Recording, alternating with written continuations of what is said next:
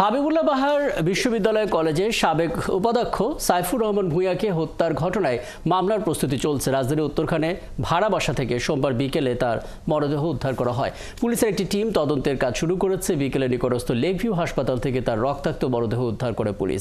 পরে আইনি প্রক্রিয়া শেষে মরদেহ ময়নাতদন্তের জন্য শহীদ সোহরাওয়ার্দী মেডিকেল কলেজ হাসপাতালে মর্গে পাঠানো হয়েছে। সাবেক ভাইস প্রিন্সিপাল সাইফুরের মুখমণ্ডল সহ শরীরের বিভিন্ন স্থানে ধারালো অস্ত্রের চিহ্ন দেখা গেছে। ওদিকে দুদিন আগে ওই বাসায় আত্মীয়ের পরিচয়ে ওঠা নিখোঁজ দুই তরুণীকে খুঁজছে পুলিশ। ঘটনার পর থেকে তাদের আর পাওয়া যাচ্ছে না এবং ধারণা করা হচ্ছে হত্যাকাণ্ডের সঙ্গে তারাই জড়িত।